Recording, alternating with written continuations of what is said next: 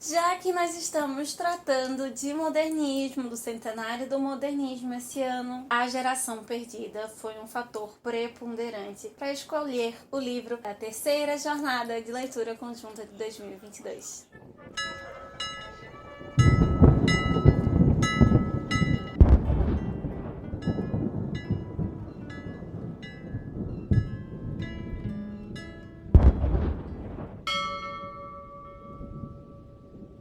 O que temos para hoje, Sanchos e Dulcinéias? Eu sou a Larissa Bertolino, você está no canal Uma Garota Quixotesca, onde nós tratamos de assuntos, temas, conteúdos, provocações teóricas que partem do Dom Quixote, essa obra máxima da literatura espanhola. Neste canal nós temos já há algum tempo a jornada de leitura conjunta, onde nós escolhemos um livro, dividimos em partes e lemos conjuntamente durante esse período de tempo e voltamos aqui a cada semana para comentar as nossas impressões, as nossas descobertas de cada capítulo, sessão, grupos de capítulos que são lidos. Na outra segunda-feira, essa última agora, dia 25 de abril, nós demos uma pausa, eu falei com vocês que ia pensar um pouco mais sobre qual obra nós trataríamos aqui e acabei chegando a duas conclusões. Eu gostaria de algo que tratasse de guerra, de alguma forma, e, novamente, algum livro que tivesse alguma ligação, algo conectado ao modernismo, e foi por isso que nós chegamos à Geração Perdida. Grande Sertão Veredas me tocou muito, mas talvez devido a alguns aspectos que eu estava vivendo e por ser uma releitura, Madame Bovary me tocou muito, o meu interior comigo, com a Larissa agora de 2022, me fez pensar muito. Eu queria também um livro agora que fosse atual, não necessariamente que falasse muito comigo, até porque vamos lê-lo juntos pela primeira vez, mas algo que tivesse relação com a época em que nós estamos vivendo, e eu fiquei assustada com as semelhanças.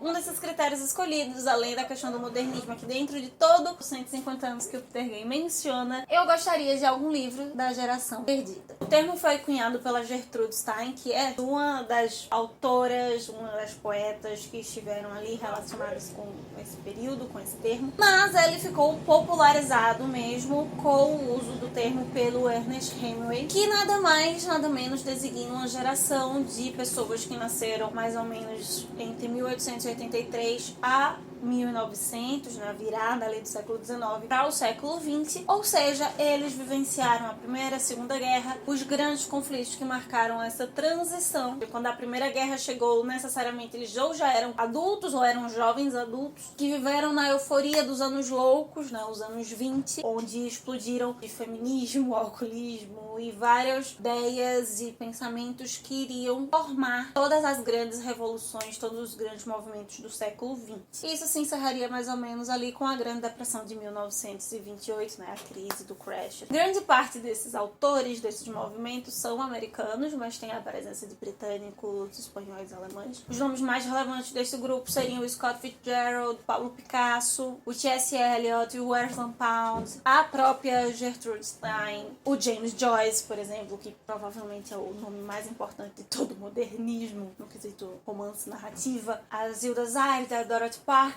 o Ernest Hemingway, e desses todos foi exatamente este último que nós escolhemos por alguns motivos. O Hemingway era um estadunidense, jornalista, muito aventureiro, que foi motorista de ambulância na Primeira Guerra Mundial, participou da Guerra Civil Espanhola e da Segunda Guerra Mundial também como correspondente, inclusive, por exemplo, no dia D, ele estava ali vendo tudo acontecendo, registrando aquilo, e uma das coisas que talvez o diferenciou foi o tanto que ele viveu até os 61 anos, quando ele se suicidou. Todas as suas obras nós escolhemos para a leitura destes 2 próximos meses.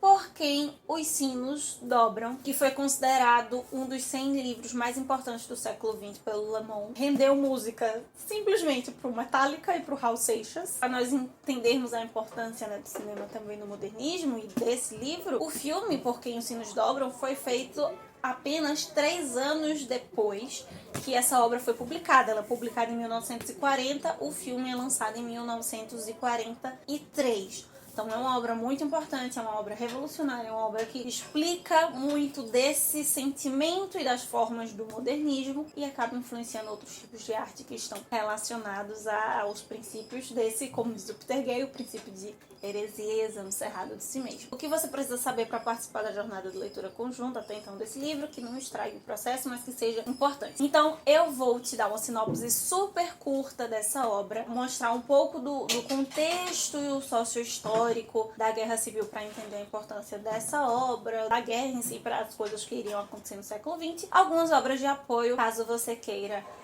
lançar mão durante a sua leitura nessa jornada. Por Quem os Sinos Dobram vai contar a história do Robert Jordan. É uma espécie de alter ego do próprio Hemingway e ele é nada mais, nada menos que, inclusive, quando eu não fazer ideia desse livro, eu comprei exatamente por esse aspecto. Ele é professor de espanhol. Ele se torna, por algum motivo, um conhecedor, uma pessoa capacitada a utilizar explosivos. Ele é enviado para a Espanha durante a Guerra Civil para lutar ao lado dos republicanos, e a missão dele é explodir uma ponte X ali que é importante para o desenvolver e o ganho da guerra. Uma das coisas importantes para a Revolução, para o impacto desse livro durante o modernismo, é que tudo isso, essas 600 e poucas páginas, se passam em 3 dias. O Hemingway sempre trabalhou esse quesito, sempre foi muito aficionado pela relação morte e vida. Ele vai trabalhar a ideia principal das mortes, dessa relação com a morte na guerra, vai surgir de um poema do John Donne, um poeta do século XVII,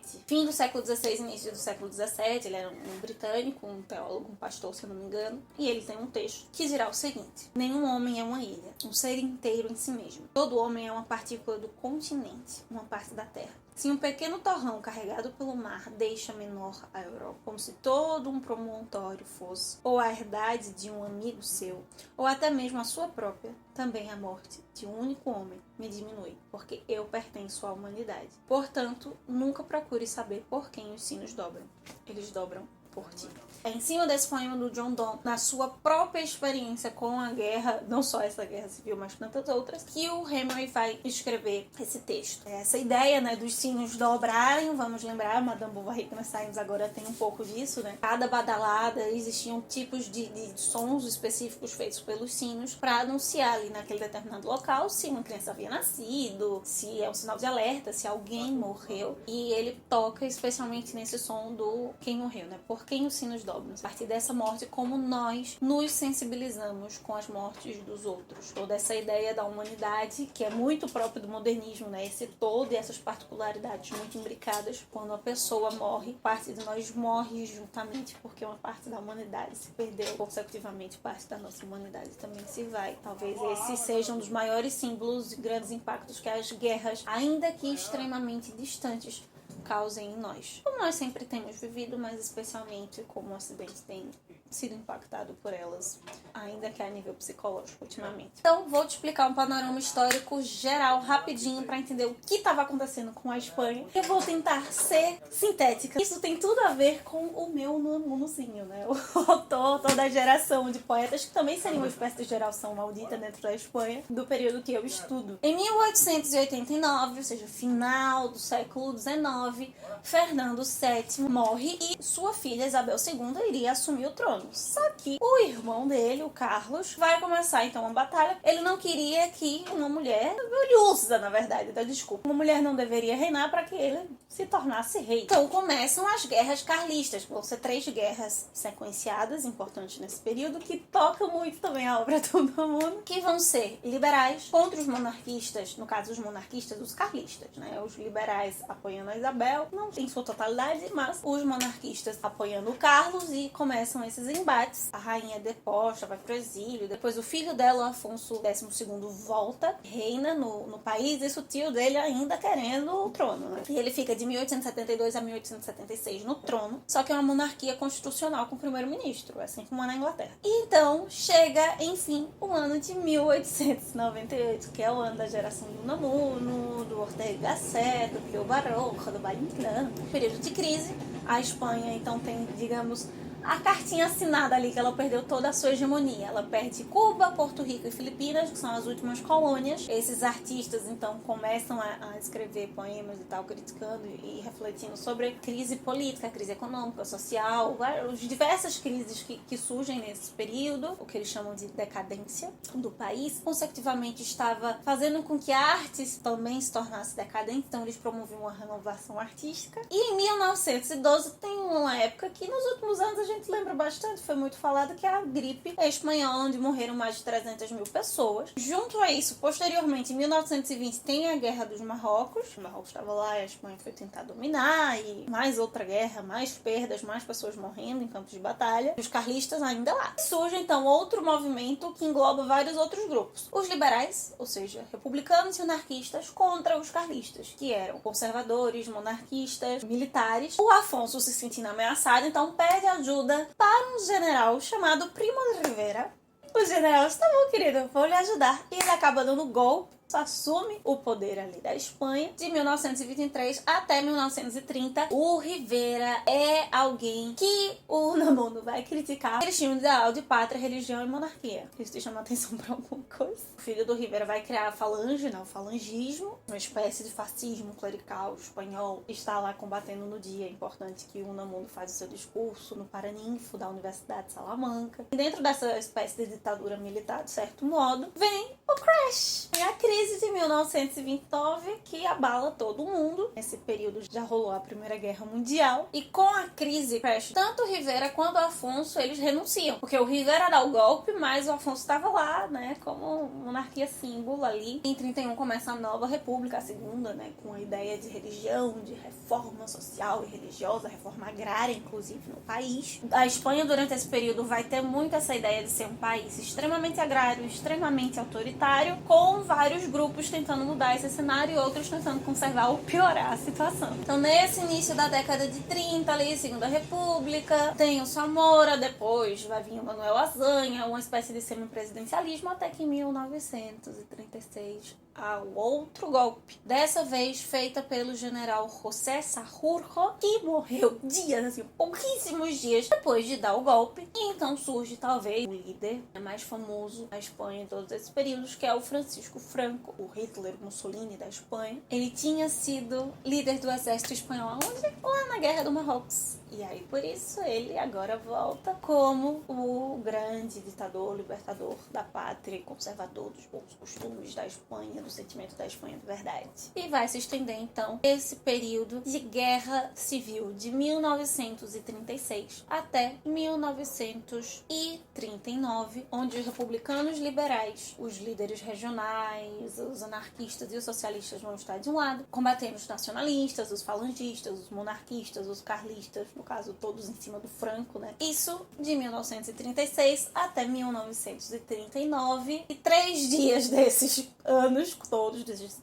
4 anos, na verdade, vão se passar aqui nessa obra. Pra gente entender por que o Hemingway estava lá, a importância dos outros países dentro desse cenário e por que é importante entender a Guerra Civil Espanhola para entender vários outros acontecimentos do século XX. Como eu falei, a Espanha era um país extremamente agrário, extremamente autoritário, e 3 coisas que vão ter um auge nesse momento da Guerra Civil vão ser importantes para o que vai se desenvolver à frente. Vale ressaltar, já tínhamos a Primeira Guerra Mundial, mas algumas configurações específicas da Segunda só são possíveis por causa da Guerra Civil Espanhola. O primeiro delas é essa explicitação radical ideológica própria dos anos 20 e dos anos 30, que vai preparar, então, Hitler, Mussolini, Salazar, o próprio Franco, Stalin, todos esses outros líderes para o que serão, então, os anos 30, 40 e 50 do século XX. Durante a Guerra Civil Espanhola, então, vão se testar novas armas, novas táticas de guerra e toda a preparação, a formação para os movimentos em cada país, a interpretação que os outros países vão ter sobre a guerra, especialmente na Espanha. Essas ideologias que vão se desenvolver ali serão importantes para, nesse período, irem,